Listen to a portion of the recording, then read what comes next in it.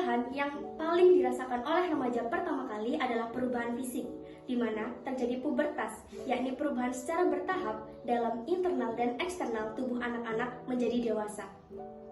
Begitu juga dengan perubahan hormon, terkhususnya hormon seksual yang membuat remaja menjadi tidak percaya diri dan tidak nyaman dengan dirinya. Dan juga membuat remaja seringkali terlalu fokus terhadap kondisi fisiknya. Salah satu contohnya adalah remaja seringkali bercermin hanya untuk melihat jerawat ataupun kondisi wajahnya, bahkan sampai merasa resah dengan proporsi tubuhnya. Keadaan fisik pada masa remaja dianggap sebagai suatu hal yang sangat penting. Namun, ketika keadaan fisik tersebut tidak sesuai dengan apa yang diharapkan oleh remaja, hal tersebut akan membuat remaja merasa tidak puas dan kurang percaya diri terhadap dirinya. Dan hal tersebut akan berpengaruh dalam proses pembelajarannya di dalam kelas. Sehingga penting bagi guru untuk memberikan stimulasi dan pendampingan bagi peserta didiknya sesuai dengan perkembangan fisik yang sedang ia alami. Semakin sedikit simpati yang diterima oleh remaja dari orang tuanya, guru maupun teman-temannya, maka semakin besar akibat psikologis yang ditimbulkan dari perkembangan fisik yang sedang ia alami. Dan hal tersebut akan mempengaruhi timbulnya tingkah laku baru pada diri remaja. Berikut adalah teori-teori terkait perkembangan fisik pada remaja dan juga pola perilaku baru yang ditimbulkan dari perkembangan fisik.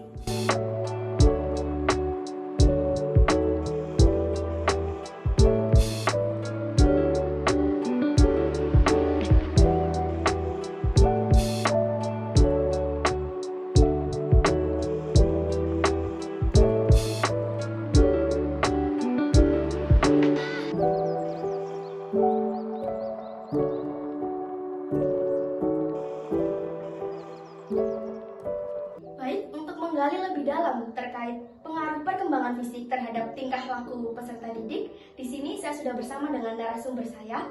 Boleh memperkenalkan diri? Baik, sebelumnya perkenalkan nama saya Firali Prima dari SMA Negeri 2 Pasuruan. Terima kasih.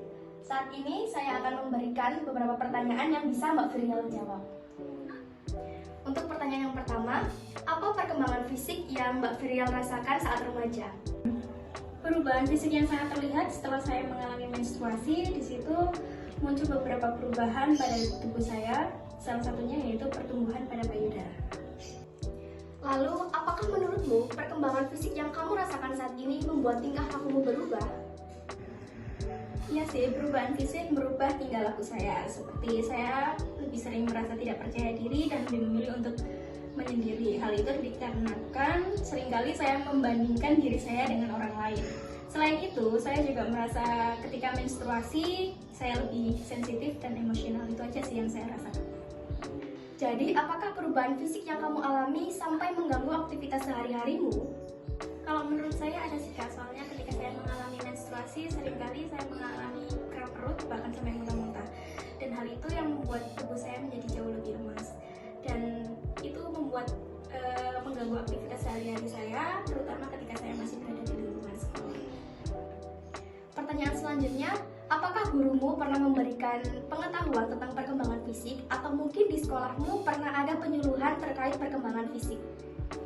Kalau penyuluhan nggak ada sih Kak, tapi pengetahuan basic tentang hal apa saja yang dialami remaja pada masa perkembangan ada sih. Dan menurut saya peran guru itu sangat penting dalam masa perkembangan remaja ini.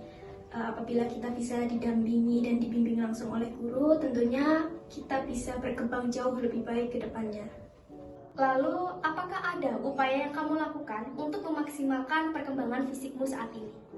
Sebelumnya tidak ada sih upaya yang saya lakukan, tapi kedepannya saya ingin mengubah pola hidup saya menjadi lebih baik lagi, seperti akan rajin berolahraga dan mengurangi makan makanan yang kotor gitu, agar kedepannya perkembangan fisik yang saya alami jadi jauh lebih baik. Baik, terima kasih atas waktu yang telah Mbak Firil berikan. Jadi dari hasil wawancara saya dengan narasumber, kita ketahui bahwa perkembangan fisik yang ia alami saat ini membuatnya tidak percaya diri, bahkan sampai mengganggu aktivitasnya sehari-hari di sekolah. Dan Mbak Firil berharap bagi para guru untuk lebih peduli dengan kondisi dan juga perkembangan fisik para peserta didiknya. Rasa tidak percaya diri yang disebabkan perkembangan fisik pada peserta didik dapat diminimalisir dengan menjaga kesehatan tubuh dengan pola hidup sehat. menerima diri sendiri dan tidak membandingkan diri dengan orang lain, merawat diri dan memperbaiki penampilan, serta bertindak positif dengan memilih pergaulan yang baik dan mengisi waktu luang dengan aktivitas yang bermanfaat. Adapun sebagai pendidik dapat dilakukan dengan menyediakan sarana dan prasarana yang tidak menimbulkan gangguan kesehatan pada anak, salah satunya seperti ruangan kelas yang bersih, serta memberikan waktu istirahat yang cukup saat di sekolah. Diadakannya jam olahraga bagi peserta didik untuk stimulasi pertumbuhan fisiknya, dan memberikan penyuluhan atau pengarahan kepada peserta didik terkait perkembangan fisik dan masalah-masalah yang akan ia hadapi. Memberikan program gizi, vitamin, dan kalsium yang cukup, serta pengembangan program kegiatan kelompok yang bernilai positif seperti ekstrakurikuler dan pembiasaan hidup sehat dan bersih perlu dikembangkan secara terprogram. Hal-hal tersebut dapat menciptakan tingkah laku yang positif pada peserta didik di era perkembangan fisiknya dan mampu menuntun peserta didik untuk lebih mengenali siapa dirinya dan menyiapkan masa depannya dengan baik.